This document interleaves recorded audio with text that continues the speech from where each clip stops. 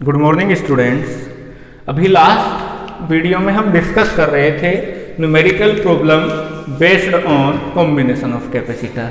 मैं आज वहां से 3 क्वेश्चन कराता हूं जो मोस्ट इंपोर्टेंट क्वेश्चन है और कभी ना कभी सीबीएसई 12th के फिजिक्स के पेपर में आते रहते हैं। चलिए मैं पहले तीनों को एक बार क्वेश्चंस को बना लेता हूं, उसके बाद फिर समझाना स्टार्ट करता हूं।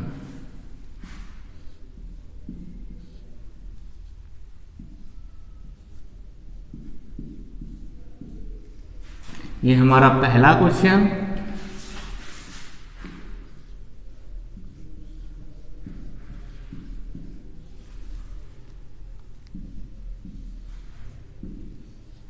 ये हमारा दूसरा क्वेश्चन।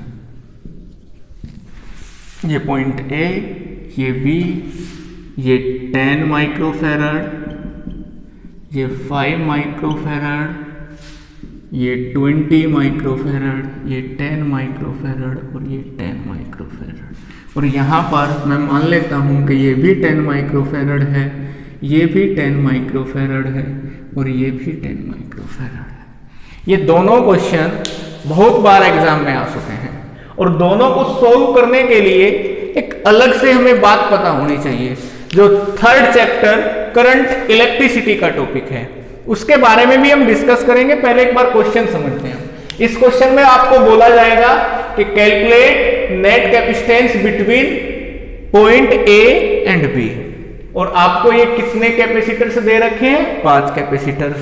यहां पर आपको 3 कैपेसिटर्स दे रखे हैं, लेकिन कुछ कंफ्यूजन कर रखा है, कुछ वायर्स के कनेक्शन कर रखे हैं।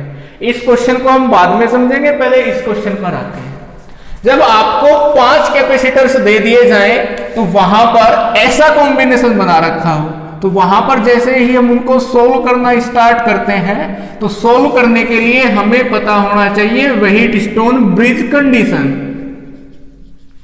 तो एक बार हल्का सा मैं इसके बारे में डिस्कस करता हूं, फिर दोनों क्वेश्चंस को कराता हूं। व्हीटस्टोन ब्रिज कंडीशन एक्चुअली है क्या कि उन्होंने कहा था कि आप एक क्वाड्रिलेटरल ले लीजिए और उसकी हर एक आर्म में कनेक्शन कर लीजिए, एक रेसिस्टेंस का या एक रेसिस्टर का, और एक आर्म में लगा दीजिए गैल्वेनोमीटर, सॉरी एक डायगोनल में, और दूसरे डायगोनल में लगा दीजिए सोर्स यानी कि बैटरी।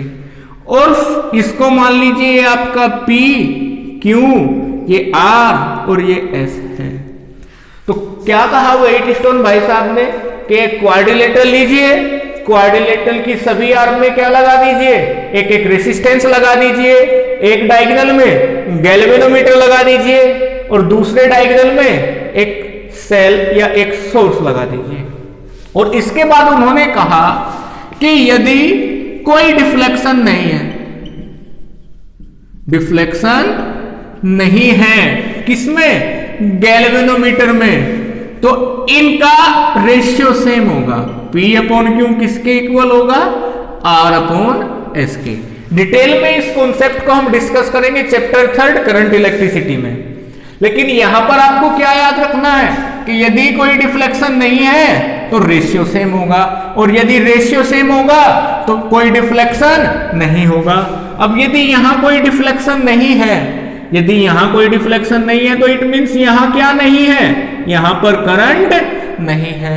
और जब करंट नहीं है तो करंट को अपोजिंग फैक्टर रेसिस्टेंस को हम यहां पर लेके नहीं चलते, उसको नेग्लेक्ट कर देते हैं, क्योंकि ये भी कुछ प्रोवाइड करेगा। अब समझिए बेटा आप इसको, इस डायग्राम का और इस डायग्राम का आपस में रिलेट करके दोनों को समझने की कोशिश कीजिए। ये मान लीजिए ये वाला पॉइंट, मेरे दोनों हाथों पर ध्यान रखिएगा, ये वाला पॉइंट ये है, यहां तक आए, यहां आ गए, यहां आने के बाद ये 2 जगह डिवाइड हो गया। एक मान लीजिए ये ऊपर वाला और एक मान लीजिए नीचे वाला। एक यहां पर रेसिस्टेंस लगे हुए, क्योंकि व्हीटस्टोन ने जो कॉन्सेप्ट समझाया वो रेसिस्टेंस के लिए समझाया था। एक कैपेसिटर आपका यहां पर लग गया, एक कैपेसिटर इस आर्म में लग गया। जैसे ही ऊपर वाला कैपेसिटर लगा, ये ऊपर वाला लग गया, तो यहां जाते ही कितनी जगह डिवाइड हो गया बेटे? 2 जगह डिवाइड हो गया। 2 जगह डिवाइड होके एक जगह ऊपर लग गया, ऊपर को छोड़िए, एक जगह ये वाला लग गया। ये मान लीजिए यहां लग गया, ये यहां लगा तो फिर क्या हुआ, नीचे वाले से मिल गया, और फिर वो ऊपर वाला, और ये मतलब आप इस डायग्राम को उससे रिलेट करके देखिए तो आपको पता लग जाएगा कि ये कहां लगा हुआ है, डायगोनल में लगा हुआ है, और ये चारों कैपेसिटर साइड में लगे हुए हैं। मैं एक बार फिर इसी कॉन्सेप्ट को समझाता हूं, इसी डायग्राम को समझाता हूं।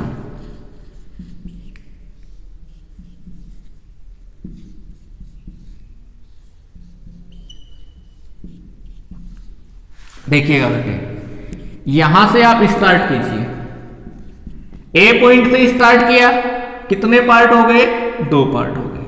ऊपर वाले पार्ट में मान लीजिए 10 माइक्रोफेरेड लग गया, नीचे वाले पार्ट में 5 माइक्रोफेरेड लग गया। ऊपर वाले पार्ट में जिसमें 10 माइक्रोफेरेड लगा उसके कितने पार्ट हो गए, 2 पार्ट हो गए। ये हो गए थे यहां पर 2 पार्ट। एक पार्ट में कितना लगा, 10 माइक्रोफेरेड, और जिस पार्ट में 10 माइक्रोफेरेड लगा वो किसके साथ कनेक्ट हो गया, जिसके साथ 5 माइक्रोफेरेड लगा था। ये किसके साथ कनेक्ट हो गया, जिसके साथ 5 माइक्रोफेरेड लगा था। अब यहीं से स्टार्ट करते हैं ऊपर वाला पार्ट। ऊपर वाले पार्ट में कितना लगा हुआ है, 20 माइक्रोफेरेड, और 20 माइक्रोफेरेड किस आर्म के साथ जुड़ा हुआ है, उस आर्म के साथ जो 5 माइक्रोफेरेड के बाद आती है। 5 माइक्रोफेरेड के बाद में ये आर्म आ रही है, इसमें जुड़ा है 10 माइक्रोफेरेड। तो ऐसा क्वेश्चन चाहे ये हो या ये हो, दोनों किस कंडीशन के जैसे दिखाई देते हैं, वेट स्टोन कंडीशन के।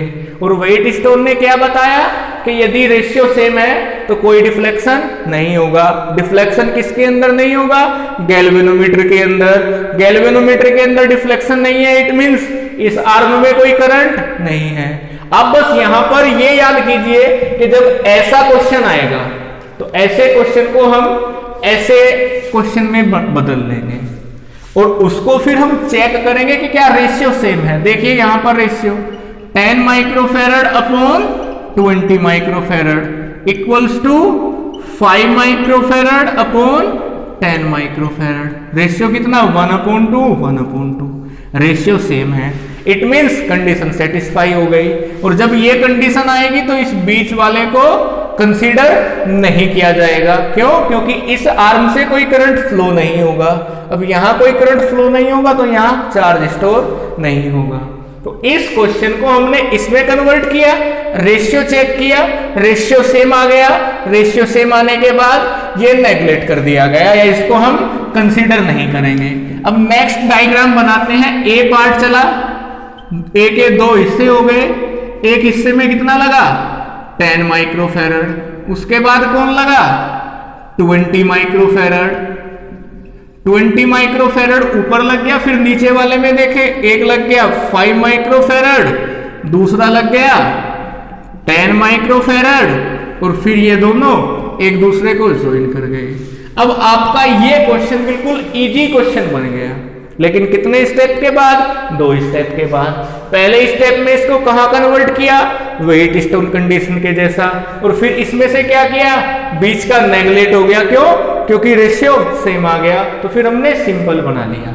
सिंपल बनाते ही हमें पता चल गया कि ऊपर 2 कैपेसिटर सीरीज में है, तो दोनों का नेट कैपेसिटेंस निकालेंगे। 1/c इक्वल्स टू 20 एलसीएम कितना आ जाएगा, 2 + 1 1/c इक्वल्स टू 3/20, या c इक्वल्स टू 20/3। ऐसे ही हम नीचे वाले का निकालते हैं। 1/c equals to 1/5 + 1/10, 1/c equals to 10 LCM 2 + 1, 1/c equals to 3/10, या c इक्वल्स टू 10/3 माइक्रोफेरेड।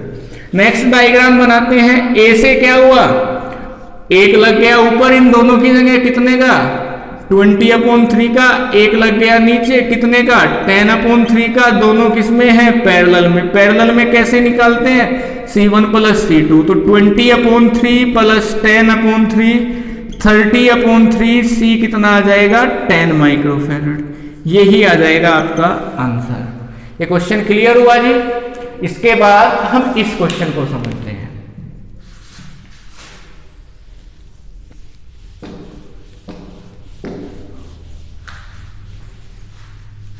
इस क्वेश्चन में बेटा बस आपको एक बात माइंड में रखनी है कि जब ऊपर वाली आर्म और नीचे वाली आर्म में कोई भी कैपेसिटर या रेसिस्टर नहीं लगा हो, मतलब करंट इलेक्ट्रिसिटी का न्यूमेरिकल होगा तो रेसिस्टर, और यहां कैपेसिटर का न्यूमेरिकल है तो कैपेसिटर।